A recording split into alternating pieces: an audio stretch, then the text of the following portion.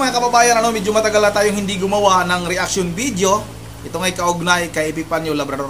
May mga nababasa tayong mga komento dyan sa ating comment section, mga kababayan, na nangungumusta. Bakit daw wala na tayong ginawang reaction video? Ito nga'y tungkol o kaugnay dito kay Epifanio Labrador, yung vlogger na nagtapang-tapangan, ngunit ang katotohanan ay supot naman. May nasilip kasi tayong video, mga kababayan, kaya gumawa tayo ng reaction video tungkol kay supot na ito. Dahil nga nakita natin na may nag-upload ng video, mga kababayan, na itong si Epifanio Labrador ay nagsisisi na at humahanga na siya ngayon kay Senador Rodante Marcolita. Kung dati, mga kababayan, ay grabe yung galit ni Epifanio Labrador at may mga pagbabanta pa ito noon kay Senador Rodante Marcolita, nadudukutin daw yung mata, puputulan ng liig, iuntog yung ulo sa pader, at kung anong panglalait, mga kababayan, kay Senador Rodante Marcolita nitong si Epifanio Labrador. Pero ngayon, mga kababayan, ay para bang gusto niya nang magsisi. Ikaso nga lang, nahihiya pa siya. Nagkukunwari lang ito, mga kababayan, na humahanga daw siya kay Senador Rodante Marcolita dahil pinahiya niya itong si Senadora Amy Marcos. Sinabihan daw ni Senador Rodante Marcolita na lit ka na naman. Alam naman niya, mga kababayan, kung matino, kung may utak itong tao na ito, na biro lang yung sinabi noon ni Senador Rodante Marcolita kay Senador Amy Marcos, mga kababayan. Nagkukunwari lang ito. Ito nga ngayon, mga kababayan, sa tingin ko lang kaya sinabi niya na humahanga siya kay Senador Rodante Marcolita dahil nga, mga kababayan, hindi nila natupad. Unahiya ito, mga kababayan, dahil nga hindi nila kinaya. Kahit anong paninira nila noon kay Senador Rodante Marcolita ay nanalo pa rin bilang senador ng ating bansa. Medyo umulan, pasensya na, medyo maingay. Hindi sila nagtatagumpay, mga kababayan. At hindi na tayo magtataka kung sa mga darating na araw, pati itong si Vice President Sara Duterte ay pupurihin nitong supot na ito. Traitor nito, mga kababayan. Itong tao na ito ay walang isang salita, sinungaling. Ito yung pinakasinungaling na vlogger na supot, mga kababayan, na sobrang yabang, wala namang magawa kahit sa kanyang sarili. Tingnan ninyo, hanggang ngayon hindi siya nakapagpalit ng pismas. Asaan na ba yung 80,000 kada araw?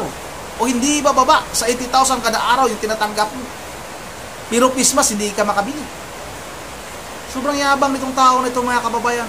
Kaya hindi natin madaling patawarin itong tao na ito dahil sa kanyang pangbabalahura kay Senador Rodante Marcolita, sa kanyang pangbabastos kay Vice President Sara Duterte at kay dating Pangulong Duterte, mga kababayan. Hindi natin to basta-basta pagbibigyan na magsisisi siya tapos sinasabi niya ngayon na humahanga siya kay Senador Rodante Marcolita. Akala siguro niya matatanggap siya ng mga taga-suporta kay Senador Rodante Marcolita ng Iglesia ni Cristo. Anong pambabalahura nito sa pamunuan ng Iglesia ni Cristo? Ang sarap nga nito, ibitay patiwarik. Nagkukunwari lang itong hinayupak na ito. Traidor ito, mga kababayan. At tandaan natin, wanted ito. Wanted ito noon pa. Kaya nga hindi niya makuhang tanggalin yung kanyang pismas. Ganito ito, kayabang itong supot na ito. O ito na, mga kababayan, wag na natin itong patagalin. Sabay-sabay na natin itong panoorin. Pasensya na po kayo sa sasabihin ko ngayon. Marami po siguro masasaktan. Sa pag-iimbestiga po ni Senador Marcolita, marami po akong nagustuhan sa kanyang pag-iimbestiga.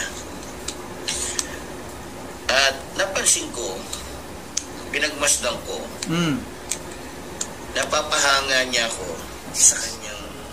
Kukunwari ka lang, napapahanga ako. Noon pa kayo napapahanga kay Senador Rodante Marcolita. Kaso nga lang, akala siguro ninyo, o ikaw mismo, ay hindi mananalo itong si Senador Rodante Marcolita. Kung ano-anong panglalait. Ano sinabi mo pa noon? Makipagpustahan ka, hindi mananalo itong si Senador Rodante Marcolita. Tapos ngayon, sinasabi mo, humahanga ako Kasi sa napapanood ko, sa nakikita ko, sarap nitong hambalusin ng ano nito, dos itong tao na ito. Oh. Tatanong sa kanyang walang bias na pagtatanong.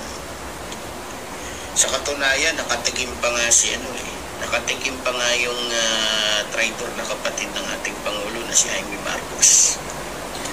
Diba? Sabi, mismo harap-harapan, pinahiya si Amy Marcos. O, late ka na naman. Hindi natin maintindihan kung saan nagpupunta. Kasi na, jumaingay, umulan. Balita ko kasi bago daw umarap yan sa mga ganyang mga usapin, abay umaabot ng 3 oras sa parlor. O 3 oras na doon sa at nagpapaayos. Gusto niya maganda siya. Wala naman ang igaganda yung pagmumukha niya. Unang-una matanda na siya. Diba? Wala, hindi ko rinig. Mas inuuna niya, sinisiguro niya na sobrang ganda niya sa harap ng, hindi naman yun ang kailangan ng mga Pilipino sa isang senador. Kaya ayun, ako yung humahanga sa ginawa ni Senador Marcoleta na pinahiya niya si Amy Marcos. Ganun talaga dapat. Ganun dapat. Kahit kakampi mo, kahit kaalyado mo, huwag kakalimutan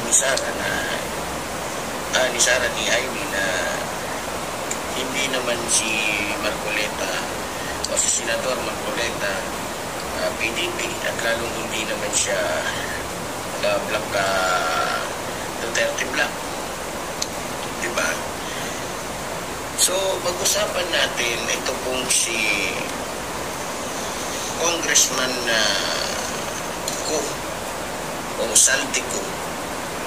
Alam niyo po mga minamahal ko mga kababayan, sa pagpapatuloy po ng pag-iimbestiga patungkol po sa mga katiwalian na nagaganap sa DPWH, kasama o kasabwat ang mga kontraktor, maging ang ilan sa mga congressman hanggang ngayon. O bakit hindi mo binabanggit yung amo mo na si Tambaluslos? Di ba magkasanggang dikit itong si Saldico at itong si Romualdez? Bakit mahiya ka pa? Tirahin mo na. Hindi ka rin naman pinagbigyan noon eh. Nagmamakaawa ka na sa mga taong yan na bigyan ka ng tulong. Di ba nagpadala ka na ng sulat kay Pangulong Marcos, nagpadala ka ng sulat kay Romualdez, pero hindi ka sinagot. Dahil nga ang tingin sa'yo nitong si Romualdez at saka nitong si Pangulong Marcos ay basura ka. Kaya hindi ka nga nakuhang natulungan noon. O kaya ang ginawa mo noon, nangunguha ka ng kuhol at kung ano-anong pamamaraan, niluluko mo yung mga taga-suporta mo, nagpapalimos ka, nagmamakaawa ka, na yung anak mo ay dadalhin sa ospital. Yung mga ganong paraan na panluluko mo sa taong mga manunood sa'yo, dapat gawin mo ng tawag nito mga kababayan para makagawa ka ng paghihigante kay Romualdez at kay Marcos. Ito, Panyong, gawin mo na. Bumaliktad ka na, huwag ka nang mahiya. Babaliktad at bumaliktad ka rin naman talaga eh. Dahil alam nyo naman, halimbawa sa sarili mo, alam mo naman sa sarili mo na hindi mo talaga kayang pabagsakin o hindi nila kayang pabagsakin itong mga Duterte. Maghintay kayo pagdating ng 2028 presidential election. Di ba sa kangkungan kayo pagpupulutin? Ikaw, Panyong, siguro naman, hindi ka rin siguro matatanggap ng mga taga-suporta ni Vice President Sara Duterte at ni dating Pangulong Duterte. At kahit na sa pamunuan siguro ng Iglesia ni Cristo, mga membro ng Iglesia ni Cristo, hindi ka siguro makuhang madaling tanggapin. Huwag kang tawag dito, huwag kang masyadong magtiwala na ikaw ay tatanggapin ka agad. Dahil nga, noon mga kababayan, ay grabe yung pambabalahura mo sa mga taong wala namang ginagawa sa iyong masama. O katulad kay Eduardo Manalo, anong ginagawa mo? Binabantaan mo pa. At kung ano-anong pagbibintang. Matay tao, siya yung nagpapatay kay Bantag. Ang daming kasalanan nito mga kababayan. Kaya mananawagan tayo sa ating mga taga-suporta, mga viewers, na huwag tayong maniwala sa taong ito. Sinungaling ito. Kung nagkukunwari lang ito na humanga kay Senador Dandy Marcolita. May ibang pakay ito mga kababayan. Baka, iwan ko lang ha, kayo na rin yung bahalang humusga kung anong pakay nitong supot na ito. Hindi pa rin pinapangalanan. Kaya tayo po mismo mga kababayan ay nagsagawa na po ng sarili nating pag-iimbestiga Putang ina. sa mga... Grabeng yabang talaga nito, naggumagawa ng sariling pag-imbestiga. Paano ka makapag-imbestiga? Supot ka, iwanted ka. Hindi ka nga makalabas ng lungga mo.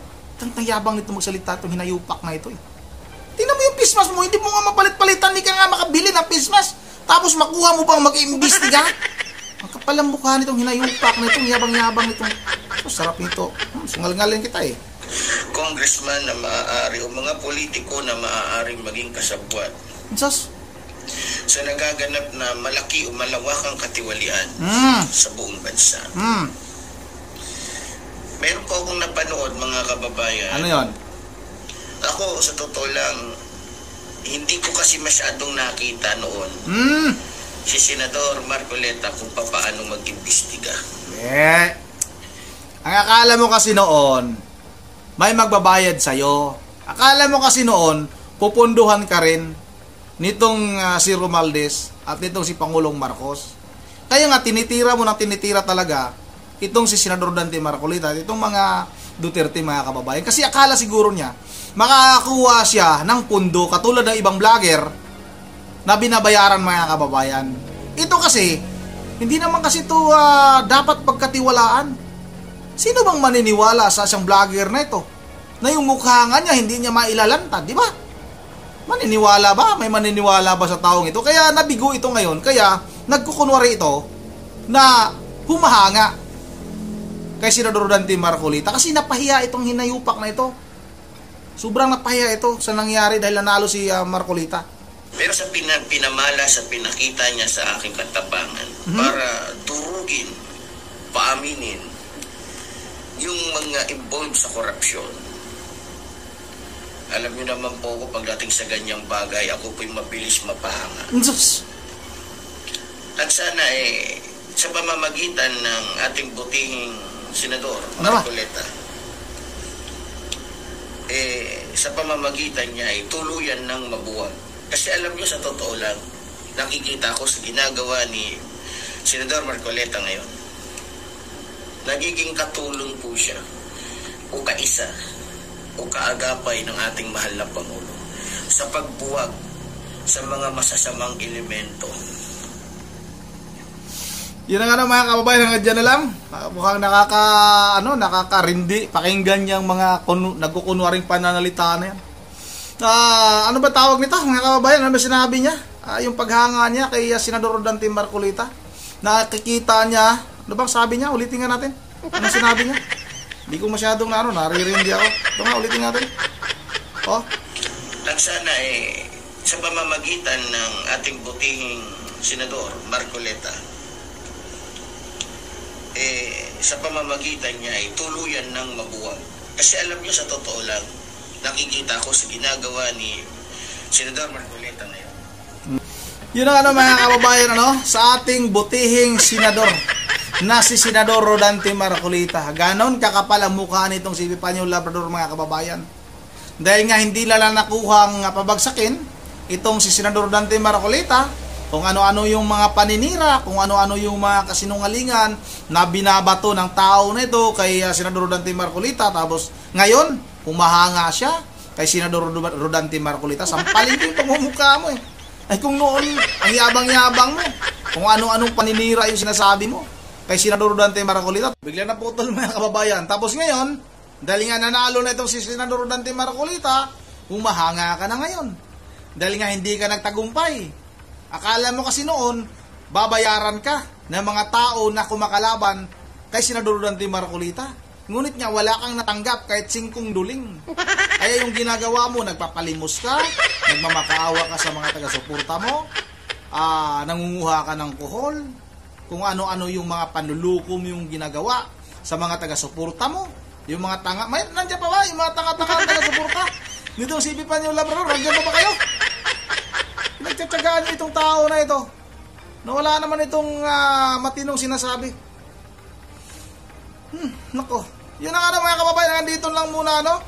At bago tayo magtatapos, ay mag-shoutout lang muna tayo, no? Shoutout kay Member J, Religious ng Apolilan Bulacan, sa kanyang mga apo, si Coco, si Dion, Yuri, at saka si Sagi. Shoutout na rin kay Ma'am Joyce ng Japan. Shoutout kay Mighty Kid.